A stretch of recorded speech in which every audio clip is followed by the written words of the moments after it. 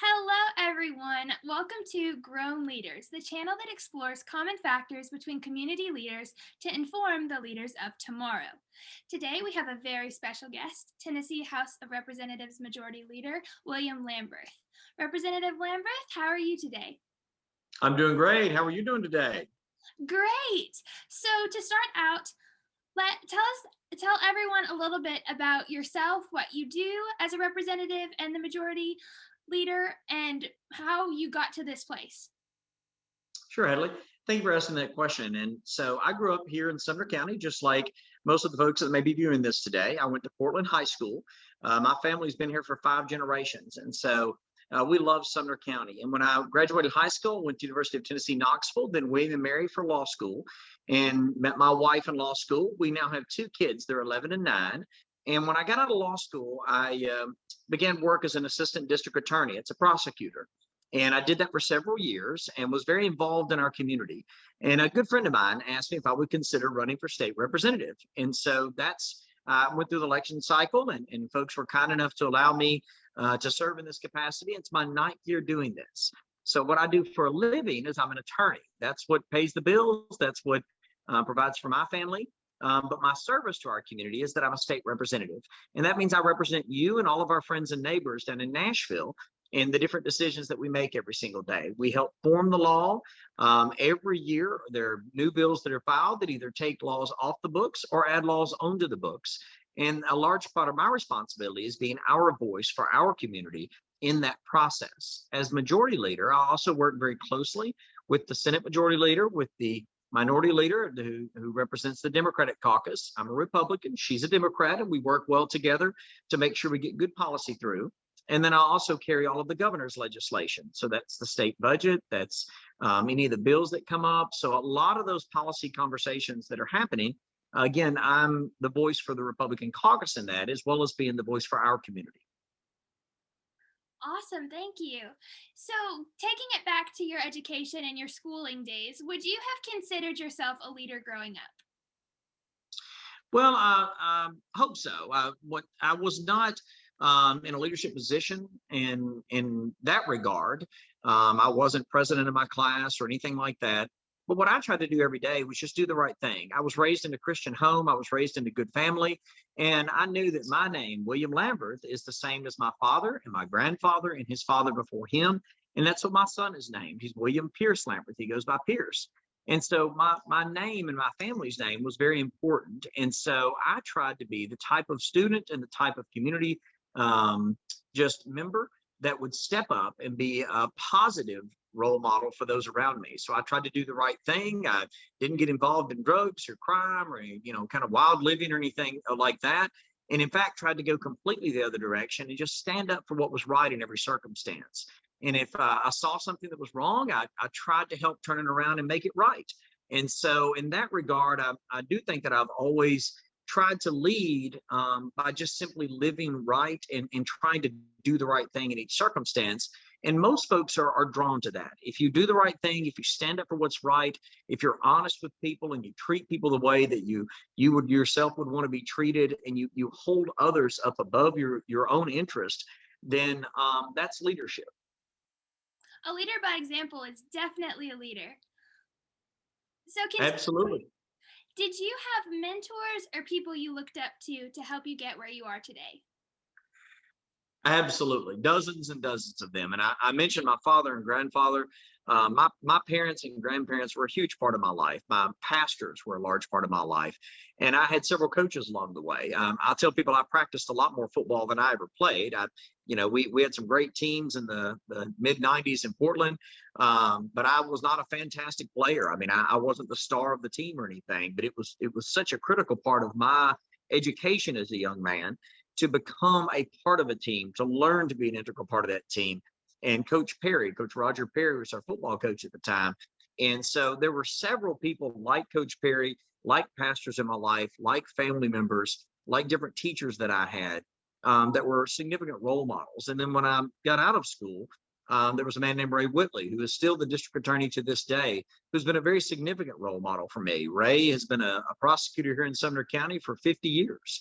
And he really had a great impact on my life and just how to live properly and be able to serve our community. So obviously, you have used leadership to get to where you are now as a state representative, but how did you use leadership before then to get to where you are now? So a lot of it was just if something feels wrong, don't do it. So if you find yourself in a situation, and even if other people are doing something that you know is wrong, there is a way to be able to politely stand up and insist on doing the right thing without rubbing somebody else's nose in it. And so I've always tried to do that, to try to, it doesn't mean I was perfect. There's lots of mistakes I made every day and still make every day. Again, my faith is very important to me. Being a Christian is very important to me. And part of that is that you do sin on a regular basis. And that's a part of a lot of faiths, but it's certainly an integral part of my faith, that I ask forgiveness for that sin and I move on and really try to push hard to not do the same mistakes over and over again. And so that's a large part of leading by example, is again, if something feels wrong, just don't do it. I really like how you put that. You can politely stand up. Yeah, well, that's a lot of life, is learning how to respect someone else's opinion. And you don't have to give up your own beliefs and opinions to respect that someone else may feel differently, and learning how to disagree in an agreeable fashion.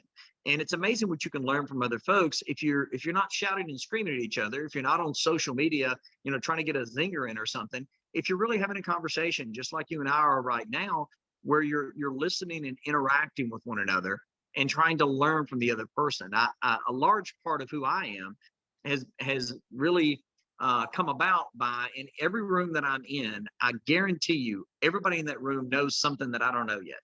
And so I want to hear from those folks. I want to listen to those folks. I want to interact with people that know things that I don't know. Just before this interview, I was up at the Portland TCAT and, was really touring that facility with those teachers. And that's a facility that's doing a great work up there, and making sure that folks have the skills to get good, high paying careers when they get out of school.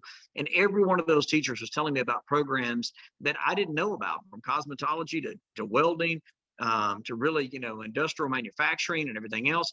I mean, it's just amazing the things you can learn from folks that do different careers and know different things than you do, if you just interact with them. And again, treat them in an agreeable fashion and with respect. Speaking of learning, what is something that you had wished somebody had told you before you started your career journey about leadership? Yeah, that's a great question. So, a lot of leadership is perseverance. And so it's it's doing a lot of the little things that other people are unwilling to do. And that's not even just leadership, but just success in general. So big ideas and big accomplishments are made up of thousands and thousands of little things. And many of those little things are unpleasant tasks. They're hard work, they're difficult. And there's a lot of people that give up along the way.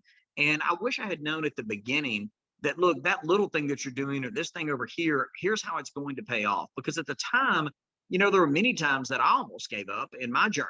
And later on, I'm so glad that I didn't, because again, it's those little decisions to keep pushing forward, keep persevering, and to just keep moving forward towards your goals and towards your dreams, regardless of how hard it might get.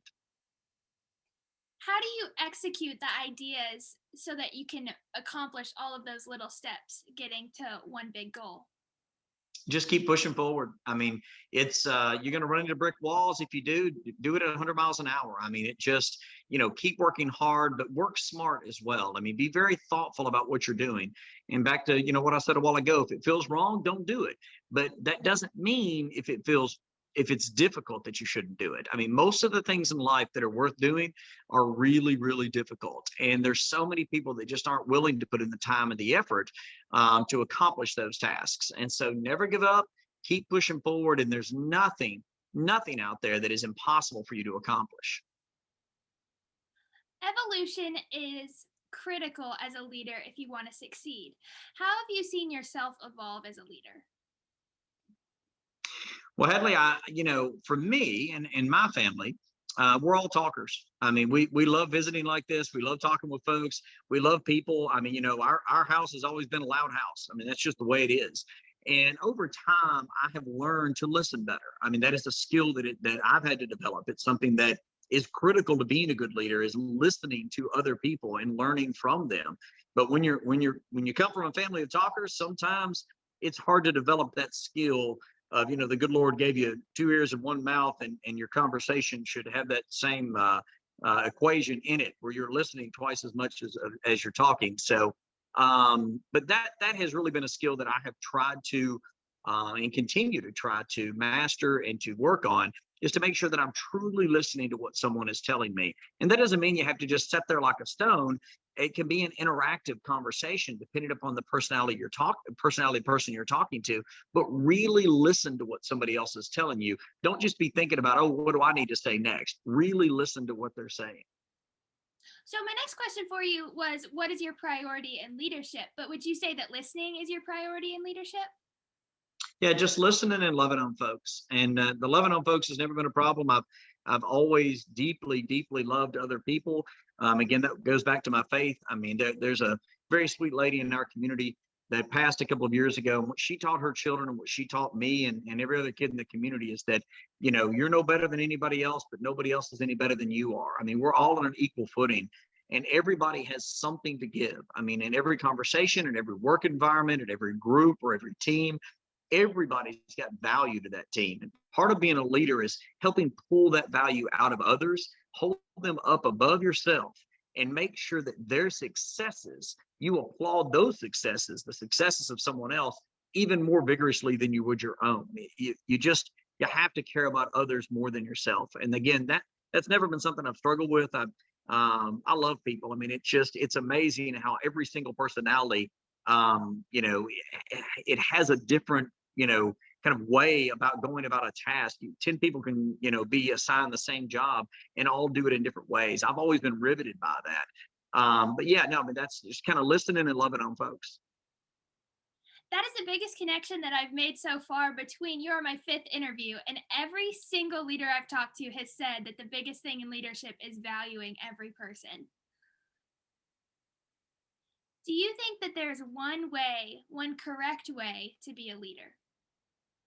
No, not at all. I mean, it varies for a group, it varies for individual, it varies for time in your life. I mean, and there's going to be things that, you as a leader, and you're already a leader amongst your peers, or we wouldn't be having this interview right now. I mean, at every different stage of your life, there may be different ways that you can lead. There will be, strings that kind of tie all of that together. But in different groups and different circumstances, there are lots of different ways to lead, and everybody has it in them to be a great leader. Because what a leader really is you're serving the group that you're in to make sure that you're all successful together. And it's what I said just a moment ago. Being a good leader is making sure that those around you are even more successful than you are. That's what you're there for as a leader, is to serve others. Do you think that leaders are born, or is leadership a learned trait? It's definitely a learned trait. There's lots of traits that people can be born with, and there's, the whole conversation of nature versus nurture, and I'm sure you've learned that in school. But leadership really is something that you have to focus on. It's something that you have to work on. It's something that you have to care about. I mean, because again, you have to work on making sure that what you're doing is for the benefit of your group, for the benefit of those around you. Because you can't lead, again, if you don't listen, if you don't love on folks, if you don't learn from them. So it definitely is something that is really something that you learn over time and develop as a skill set. Do you think that in learning the skill set of being a leader, that risks are important to take? Sure, there are a certain amount of risks that you have to take, but those need to be calculated risk and need to be very carefully considered. Life moves really fast, and sometimes you have to slow down to go fast. And so you want to always be very careful about the risk that you take. Life is not without risk, and leadership is not either. But you don't want to be reckless about what you're doing, because you owe it to those that you're serving with, and that you may be leading, to make sure that you're leading them in the right way. So a lot of being a leader is not just asking, can you do something, but should you do it? Is it the right direction? Is it the right thing to do? And again, if it feels wrong, just don't do it. So, summing up absolutely everything we've talked about in one final question, what do you believe is the most important quality in an effective leader? You have to love others more than yourself. I mean, that's just the way it is. Again, the most effective leader that I know to be able to reference is Jesus Christ. I mean, he literally laid down everything and gave it all for us. I mean, that's again a large part of my faith. And there are lots of different faiths in this world, but in my faith, what I believe, it's the best example of someone who truly just loved all of us more than himself, way above and beyond. And that's what leadership is. Because when folks know that you care more about them than you do yourself, they will follow you. They will want to be with you in that team effort to accomplish more than you ever could individually. And so it really comes down to loving others more than you do yourself. Thank you so much for being here. All of your answers have been fantastic.